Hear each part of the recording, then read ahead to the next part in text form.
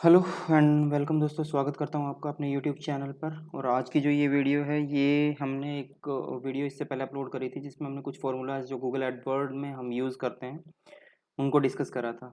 तो live report के अंदर उन फार्मूलाज को कैसे इंटीग्रेट करते हैं, आज हम इस वीडियो में वो सब देखेंगे। तो मेरे पास एक सबसे पहले तो हम देखेंगे कि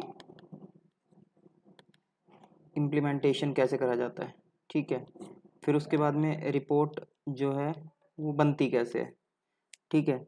और इस रिपोर्ट के बेसिस पे आप उन फॉर्मूलाज को लगा के कौन कौन सी वैल्यूज़ को आप निकाल सकते हो। तो अभी जो हम डिस्कस करेंगे वो डिस्कस करेंगे कि सीपीसी, ठीक है, उसके बाद में सीपीएम, उसके बाद में सीटीआर, उसके बाद में सीपीए, उसके बाद में सीआर, और लास्ट जो हम करेंगे आरओआई, ठीक है। तो जो सीपीए है उसके बराबर में हम क्या लिख सकते हैं, सीपीएल, ठीक है, कॉस्ट पर लीड, ठीक है। तो ये जो चीज़ें हैं ये सारी की सारी अभी हम डिस्कस करेंगे। तो मेरे पास एक डाउनलोडेड रिपोर्ट है जो उस डाउनलोडेड रिपोर्ट में कैसे हम फॉर्मूलाज को इम्प्लीमेंट करेंगे वो सारी चीज़ें देखते हैं, ठीक है। चलिए तो शुरू करते हैं। तो अभी जो जितने भी ये फॉर्मूलाज हैं ये मैंने सारे के सारे यहाँ पे लिख दिए हैं, ठीक है। तो जैसा कि मैं पहले बता चुका हूँ कि मैंने लास्ट वीडियो में सारे के सारे फार्मूलाज की इम्प्लीमेंटेशन यानी कि किस तरीके का उसका फॉर्मेशन होता है, क्या कैसे वो फार्मूला को हम कैलकुलेट करते हैं वो पहले ही बता चुका हूँ। तो इस रिपोर्ट में डायरेक्टली हम उस फार्मूला को इंटीग्रेट करेंगे, ठीक है। तो सबसे पहले तो जब भी आप कभी एडवर्ड से कोई रिपोर्ट डाउनलोड करोगे तो वो इस तरीके की रिपोर्ट होगी। रिपोर्ट में क्या होता है कि सबसे पहले अकाउंट का स्टेटस आपको मिलेगा, एक्टिव है या नहीं, फिर उसके बाद अकाउंट का नेम मिलेगा, फिर कस्टमर आईडी मिलेगी, उसके बाद में क्लिक्स, इम्प्रेशंस, आपको दोनों चीज़ें चाहिए कि अपने फॉर्मूलाज के अंदर अगर कैलकुलेट करना चाहते हो तो फिर करेंसी कोड क्या है आपका, फिर उसके बाद में कॉस्ट आपकी क्या है, कन्वर्जन्स कितने आए थे, कन्वर्जन रेट यानी कि सीआर, इसको आप एक बार के लिए यहाँ से डिलीट कर सकते हो क्योंकि हमने इसको आगे जो है रख लिया है। और उसके बाद में टोटल कन्वर्टेड वैल्यू, या फिर आप इसको क्या बोल सकते हो, REVENUE, ये क्या है, रेवेन्यू, ठीक है। तो अब इन सारी चीज़ों के बेसिस पे जो जो आपके पास डेटा अवेलेबल है उस डेटा के बेसिस पे आपको ये सारे फार्मूलाज को जो है कैलकुलेट करना है, ठीक है। तो आपको याद होगा कि जब हमने सीपीसी के लिए फॉर्मूला करा था तो हमने क्या कहा था, सीपीसी का जो फॉर्मूला था वो था total spend upon total click. तो यहाँ पे हमारा टोटल स्पेंड कितना है, इक्वल का निशान आप लगाएंगे, उसके बाद में टोटल स्पेंड आपका कितना है, यानी कि कॉस्ट जो है वो आपका क्या है, टोटल स्पेंड, ठीक है। तो आपका टोटल स्पेंड ये है, और उसको जब आप डिवाइड कर दोगे किससे, आप उसको डिवाइड करोगे टोटल क्लिक से, ठीक है। तो जब टोटल क्लिक से आप उसको डिवाइड करोगे तो टोटल क्लिक कहाँ पे है हमारे पास, टोटल क्लिक है ये D4 पे, ठीक है। तो अब जैसे ही आप एंटर लगाओगे तो ये आपके पास क्या आ गया, सीपीसी, ठीक है। तो ये जो है आपका सीपीसी आ गया। तो इस अकाउंट के लिए जितना आपने स्पेंड किया था और जितना आपको क्लिक्स मिले थे उसके बेसिस पे आपका सीपीसी कॉस्ट पर क्लिक आ गया, ठीक है। उसके बाद है सीआर। सीआर का क्या था, सीआर बेसिकली था total convergence upon total click multiply by 100। तो अब टोटल कन्वर्जन्स आपके पास इक्वल का साइन अगेन, टोटल कन्वर्जन कितने थे ये, उसको आप मल्टीप्लाई कर दोगे, सॉरी डिवाइड कर दोगे टोटल क्लिक से। तो टोटल क्लिक्स मेरे पास कितने हैं, ये हैं, और उसको मल्टीप्लाई करेंगे हम किससे, 100 से, ठीक है। तो मल्टीप्लाई बाय 100 और एंटर। तो ये आपका क्या आ गया, सीआर। सीआर की वैल्यू कितनी आ गई आपकी, 0.92488, ठीक है। अब उसके बाद में आपको निकालना है सीटीआर। तो सीटीआर आपका क्या था, टोटल क्लिक्स अपॉन में टोटल इम्प्रेशन, ठीक है। तो अगेन इक्वल का साइन आप यहाँ पे लगाओगे, इक्वल का साइन लगाने के बाद में आपका क्या था, टोटल टोटल क्लिक।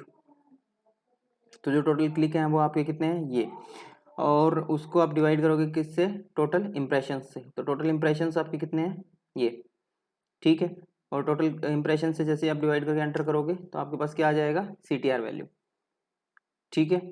अब उसके बाद हमारा क्या है, सीपीएम, कॉस्ट पर 1000 इम्प्रेशंस जो आप कैलकुलेट करते हो। तो कॉस्ट पर 1000 इम्प्रेशंस कैसे निकलेगा, टोटल स्पेंड अपॉन में टोटल इम्प्रेशंस मल्टीप्लाई बाय में आपका 1000, ठीक है। अब आपको एक चीज़ थोड़ा सा कंफ्यूज कर रही होगी कि total spend upon total impressions जो हैं उसको आप 100 से मल्टीप्लाई क्यों कर रहे हो, क्योंकि ये इन परसेंटेज फॉर्म में आता है तो इसलिए हम इसको 100 से मल्टीप्लाई करते, सॉरी 1000 से मल्टीप्लाई करते, क्योंकि 1000 पर जो कॉस्ट हम निकाल रहे हैं वो पर 1000 इंप्रेशंस पे निकाल रहे हैं। ठीक है, तो सबसे पहले आपने क्या करा, इक्वल का साइन, टोटल स्पेंड आपका क्या है, टोटल स्पेंड आपका है ये, उसको आप डिवाइड करोगे किससे, टोटल इम्प्रेशंस से, और उसको आप मल्टीप्लाई कर दोगे किससे, 1000 से। ठीक है, तो ये आपका क्या आ गया, CPM।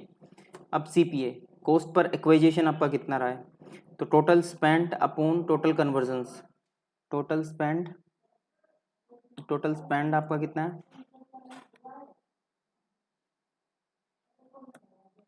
और टोटल कन्वर्जन्स आपके कितने हैं, ये हैं।